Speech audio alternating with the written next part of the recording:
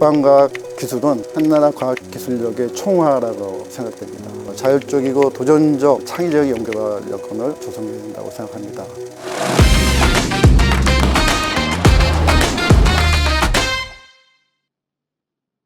저는 LIJ 넥스원 연구위원 김기철입니다. 1984년 육군사관학교를 해병 장교로 졸업하고 인간해서 군의 전문인력 양성을 위한 위탁교육 후에 연구개발 장교로 특기 전환되어 20여 년간 국방과학연구소에서 근무하면서 병군을 비롯한 각종 전술 유도무기를 개발했습니다.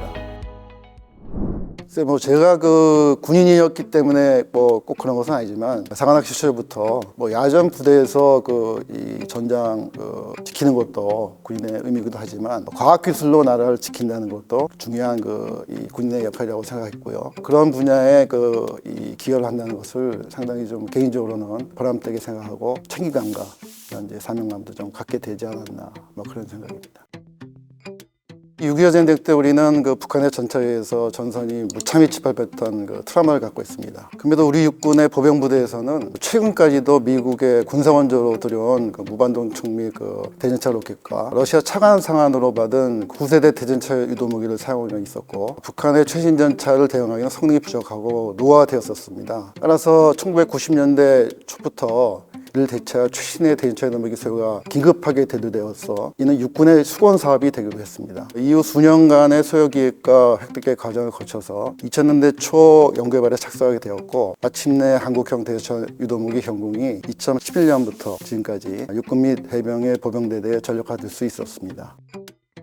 아시다시피 현궁은 국내 최초의 보병이 휴대하면서 운영하는 유도무기입니다. 따라서 소형 경량화는 물론 사수의 생존성 및 안전과 운영 편의성이 설계의 중요한 목표였습니다. 연구원들과 함께 1g, 1mm 단위로 따져가면서 형상 설계를 반복했었고, Fire and Forget 성능 향상을 위해서 표적 전차의 사계절 적외선 특성 측정을 하다가 강원도 계곡에서 폭설 고립되고 북한의 온몸이 얼기도 했습니다. 이러한 노력의 결과로 전 세계 유사무기 대비 가장 작고 가장 가벼우면서도 성능이 뛰어나고 안전하고 운용이 편리한 현궁이 탄생하게 되었다고 생각합니다.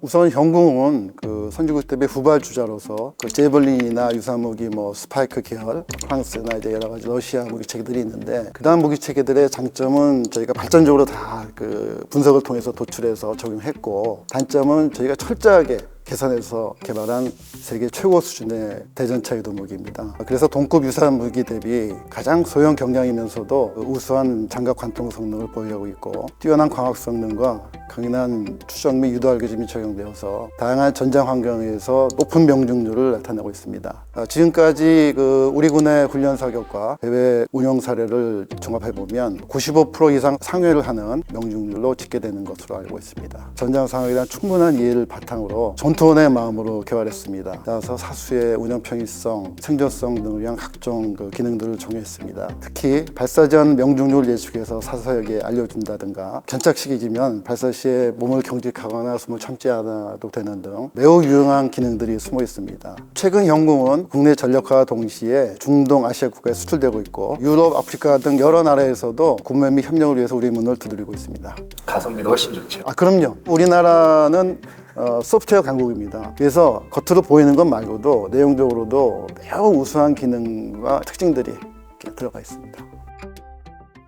조금 아픈 예가 될 수 있는데, 희생적 노력이 요구되는 국방 연구개발의 여건을 고려할 때 연구 개발자들의 자부심과 열정을 가질 수 있도록 위상 제고를 하고 처우 개선을 좀 해야 된다고 생각하고요. 자율적이고 도전적 창의적인 연구개발 여건을 조성해야 된다고 생각합니다. 안타깝게도 연구개발관에도 감사식으로 관리를 받다가 국방연구개발의 계약 및 납품 이행 방식에 대한 이해 부족으로 인해서 몇몇 연구원이 결국 수사를 받게 되었고, 법원에서 모두 무죄로 밝혀지긴 했지만 연구개발자들의 자존심이 무너지고 연구 분위기는 극도로 위축되는 결과를 낳게 되었습니다. 그래서 제 생각에는 감사 감독 중심의 개발 관리가 되지 않도록 조직과 제도를 좀 개선할 필요도 있겠고요. 사전 교육을 하고 그다음에 예방 감사를 해서 선제적으로 자율성을 보장해 줘야 되겠고, 성실히 수행 인정 제도라는 것이 있는데 이를 실질적으로 정착해서 연구원들의 도전적이고 창의적인 연구할 분위기를 꼭 되살려야 한다고 생각합니다. 기술과 운영이 결합해서 시너지 효과가 날 수 있도록 연구할 과정에서 소요군과 개발자가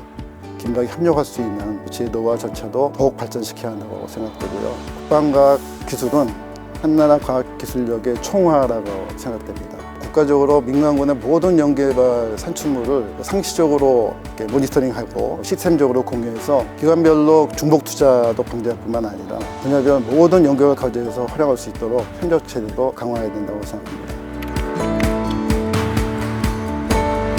카덱스 화이팅!